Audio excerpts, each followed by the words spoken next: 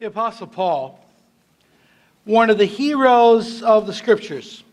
I mean, after all, it was Paul that wrote a vast majority of the New Testament epistles.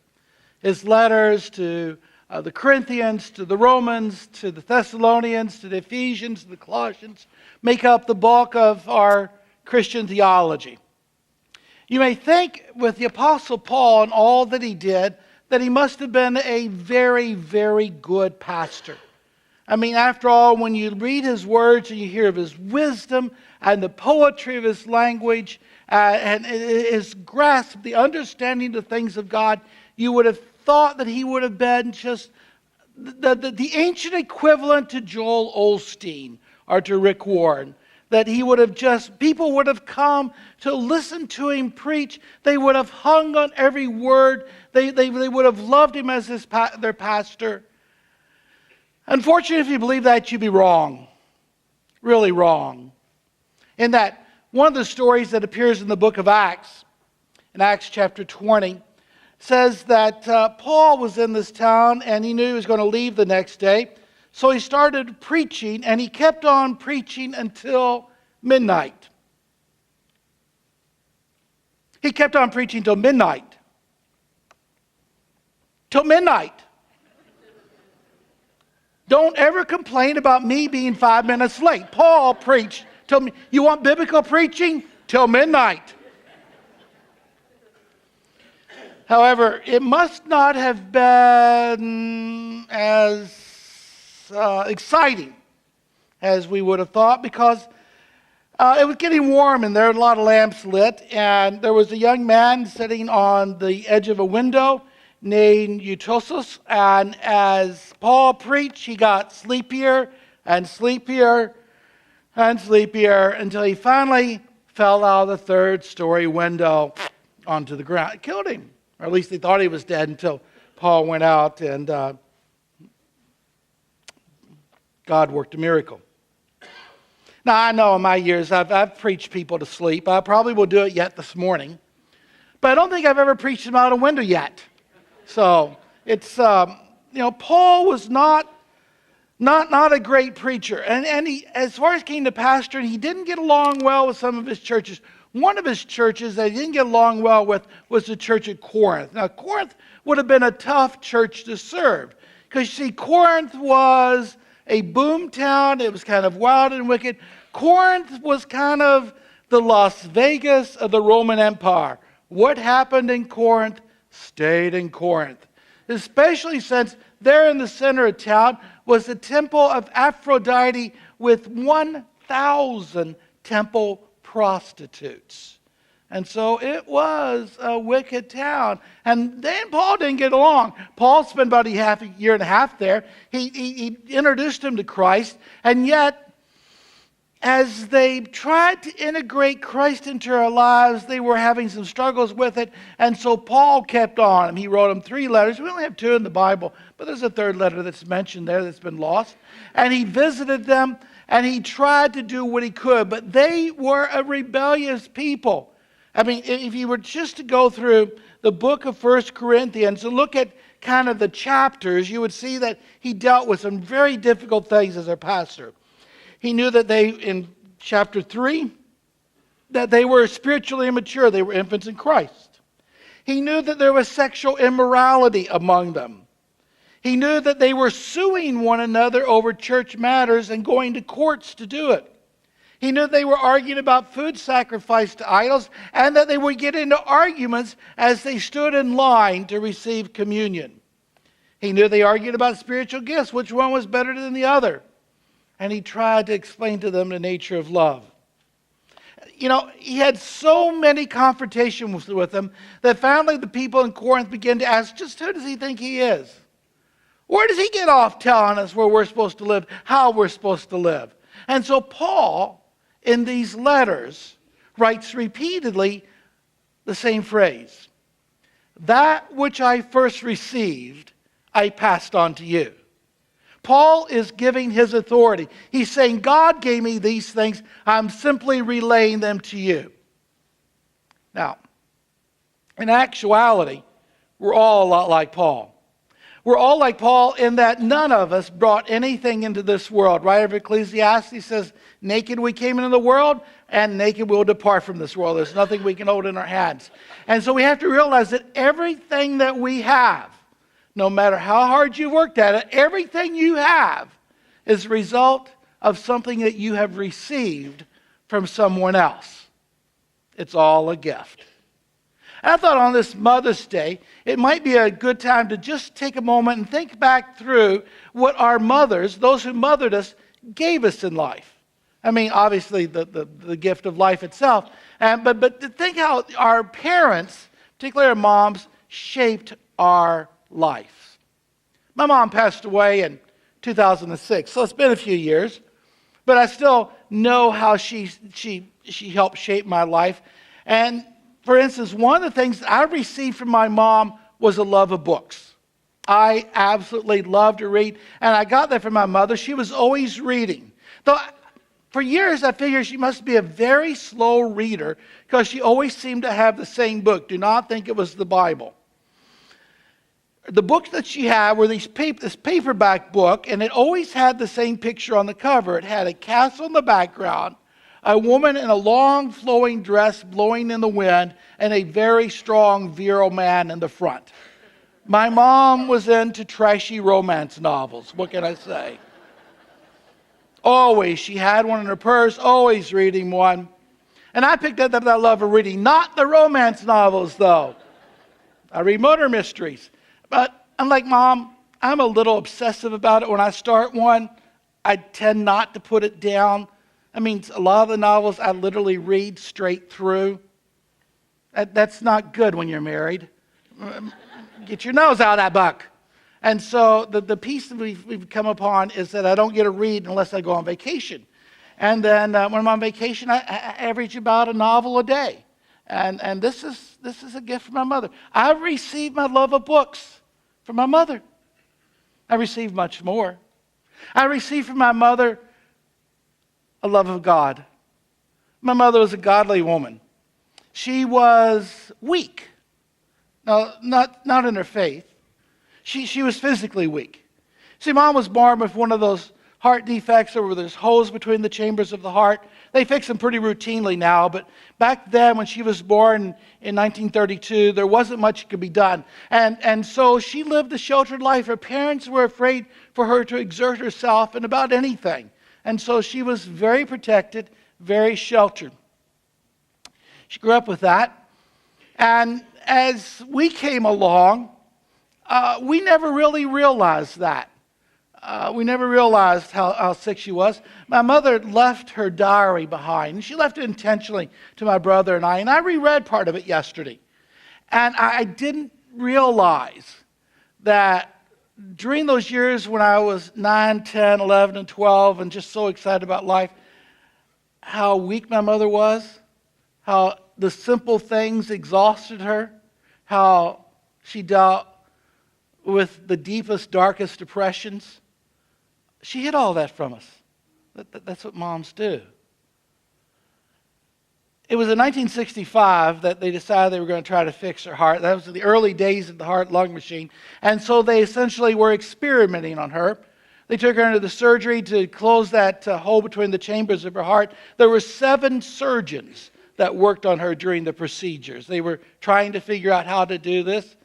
When they woke her up, they'd had trouble getting her heart to stay moving, going as fast as it was. So they didn't want to give her any pain medication when they woke her up from open heart surgery. Any of you had open heart surgery? Can you imagine waking up with nothing to cut the pain? My mom wrote this in her diary about that. She wrote, "Oh God, I can remember the pain that actually seemed to consume me. The memory of the actual pain is becoming hazy. I can only remember I wanted to die immediately after the operation. They couldn't give me anything to help because of my heart. So for a few hours, I learned the meaning of suffering and of fear."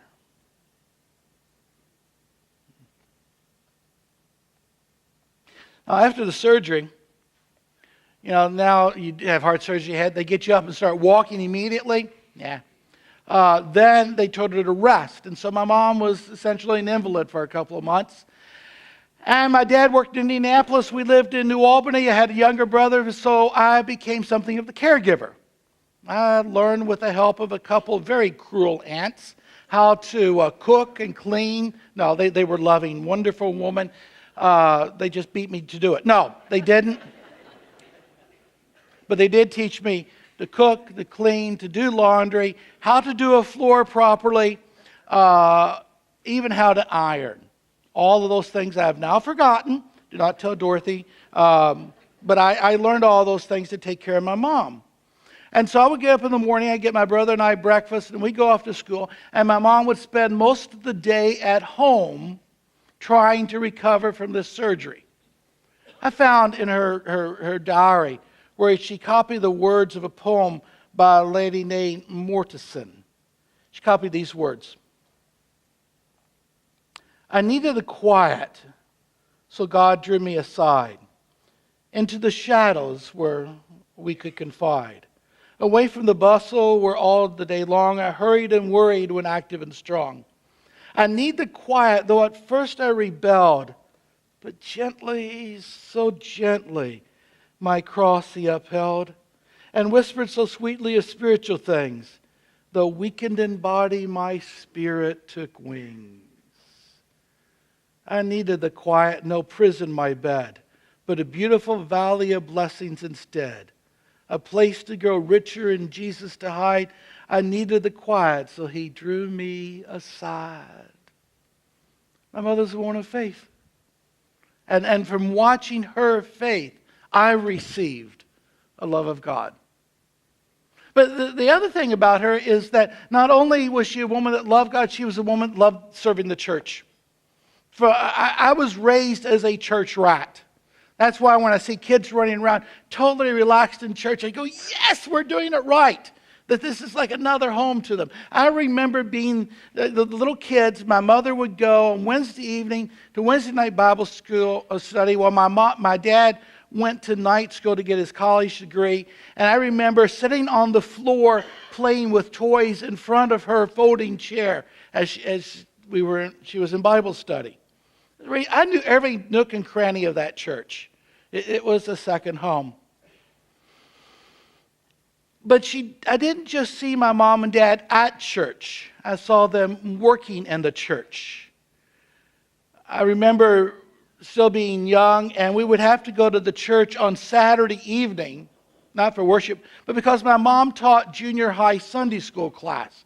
And she wanted to get her classroom ready for the next day. And so we would spend Saturday evenings going to the church to get the Sunday school room ready. I remember when I became older as a teenager, my mom and dad both became leaders of the youth group. And I watched my parents serve in church. And I came to the conclusion that everybody who went to church must surely work as hard as my parents did in church. I've learned a few things since then. I learned how special they were. But from watching them, that desire, that passion to serve the church, to serve God, to serve the people of God, I received from my mom. Now, I suspect I could go around and we could spend until midnight like the Apostle Paul. We'd go around, I could ask you, what did you receive from your mom?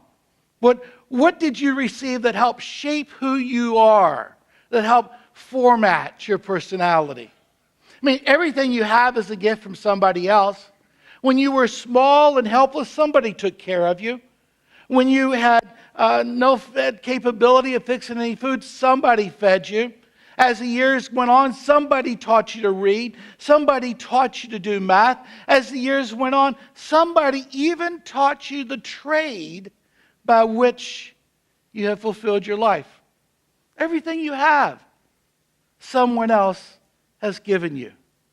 On this Mother's Day, we can rejoice in the gifts that our moms and our dads and our grandparents and those who have given us. But you see, one of the things that I've learned is the greatest joy and blessing is not in receiving them, but in passing them along. Like Paul says, that which I first received, I passed on to you. My joy of reading is not just for my mom, but now I've had a chance to try to instill it in my sons. I was 50% successful. My older son loved books. You know how some people come back from vacation with raccoon eyes because they had the sunglasses on? Chris would come back with a raccoon nose, having had his nose in a book the whole blooming time. Now, on the other hand, my younger son Adam picked up that compassion that Mom tried to pass on to me, and I've tried to pass on to him. He is one of the most compassionate men I know. When somebody he cares about hurts, his heart breaks. He just is totally immersed in other people's needs and their suffering. And now I'm even getting to pass it on to my grandchildren. I got to read with Aisha when we were on vacation. I got to walk with Elliot through a nature park, trying to show her the beauty of God's world. The joy of what I've received is found in the joy of passing it on. I mean, every time I walk into a church, whether it was my church I grew up in New Albany, or the churches I've served over the years, I am always awed by the gift that I've been given for this building. I mean, if you think about this church, Noblesville Methodist Church, 1828, 186 years this church has been going on. 186 years people have been finding faith here, and that's 9 generations. Your 7th great ancestor. That's a long time. Literally hundreds of thousands could trace their spiritual heritage back to this church. They built the buildings, they ministered in the community. And when we look at that kind of history, even the most generous of us now have to realize it's just a mere pittance over all that has gone before and all that has been given and all the work has been done. But the joy shouldn't be in just what we have. The joy should be in what we pass on. See these children this morning? Those 2 little boys that baptized. Remember, a week ago, the youth group doing Youth Sunday. Before that, the confirmation kids. See, the joy of the church is in passing on what we have received.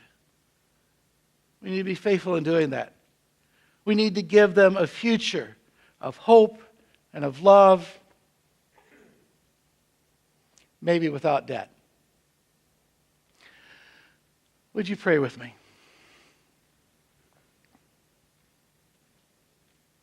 Gracious Lord, for all that we have received, give us now the grace to pass it on to others.